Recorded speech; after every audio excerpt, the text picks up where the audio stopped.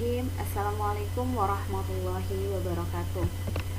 Perkenalkan, nama saya Hartina. Saya dari jurusan Ilmu Administrasi Negara, Fakultas Ilmu Sosial Universitas Negeri Padang. Di video kali ini saya akan mempresentasikan proposal penelitian saya. Langsung saja kita ke latar belakang. Latar belakangnya adalah virus corona atau biasa disebut sebagai COVID-19 yang muncul pertama kali dari kota Wuhan, Provinsi Hubei, China sejak 31 Desember 2019 lalu sudah menjangkit dan menyebar di berbagai belahan dunia, termasuk di negara Indonesia. Penyebaran virus ini tidak hanya berdampak pada krisis kesehatan saja, akan tetapi juga berdampak kepada krisis ekonomi, sosial, dan budaya. Nah, pada masa pandemi ini mengharuskan pemerintah untuk mengeluarkan kebijakan yang dari masa ke masa itu berbeda, yaitu berawal dari istilah social distancing, kemudian physical distancing, dan dilanjutkan dengan PSBB atau pembatasan sosial berskala besar. Dan sampai saat sekarang ini sudah diterapkan dengan istilah new normal, yang mana kita diperbolehkan untuk melakukan aktivitas di luar rumah, akan tetapi harus mematuhi protokol kesehatan. Walaupun demikian, pemerintah masih menerapkan sistem WFH atau work from home, yang mana semua bentuk kegiatan atau pekerjaan apapun itu dilakukan di rumah tanpa terkecuali bagi siswa juga melakukan proses belajar di rumah dengan cara daring. Menurut penelitian AJI tahun 2020, ada dua dampak bagi keberlangsungan pendidikan yang disebabkan oleh pandemi COVID-19. Pertama, dampak jangka pendek.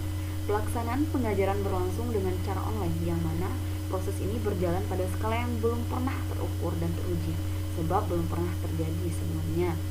Dan ini akan menjadi problem psikologis anak-anak serta didik yang terbiasa belajar bertatap muka langsung dengan guru-guru mereka. Kedua, dampak pendidikan dari sisi waktu jangka panjang adalah aspek keadilan dan peningkatan ketidaksetaraan antar kelompok masyarakat dan antar daerah di Indonesia. Keberlangsungan pendidikan tentunya sangat berkaitan dengan prestasi belajar siswa. Oleh karena itu, permasalahan pendidikan yang terjadi pada masa pandemi ini membuat penulis tertarik untuk meneliti sebuah kasus dengan judul pengaruh COVID-19 terhadap prestasi belajar siswa. Untuk rumusan masalahnya, untuk mempermudah peneliti ini nantinya, penulis akan fokus pada permasalahan yang akan diteliti. Berdasarkan latar belakang di atas, maka rumusan masalah peneliti adalah bagaimana pengaruh COVID-19 terhadap prestasi belajar siswa di SMP Negeri 4 Batanganai, atau apakah COVID-19 dapat mempengaruhi prestasi belajar siswa, dan apa dampak yang ditimbulkan dari pengaruh COVID-19 terhadap prestasi belajar siswa.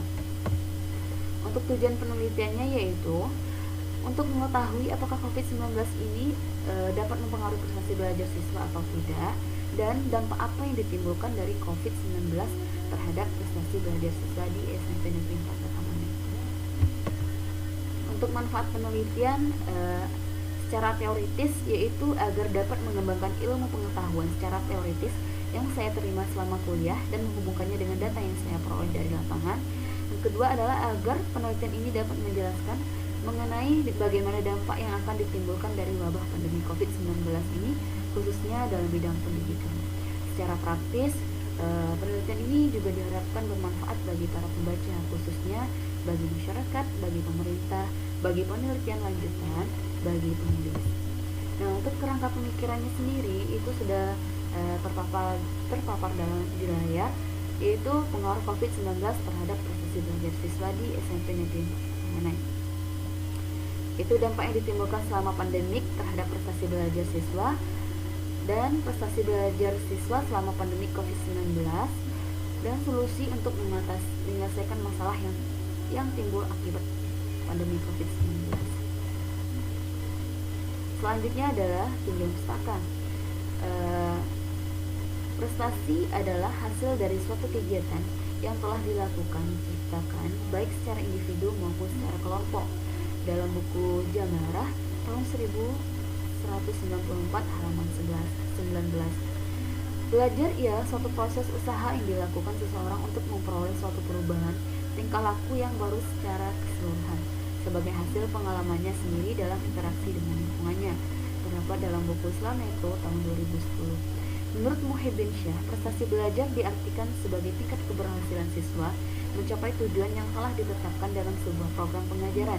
Indikator prestasi belajar adalah pengungkapan hasil belajar yang meliputi segenap ranah psikologis yang berubah sebagai akibat pengalaman dan proses belajar siswa.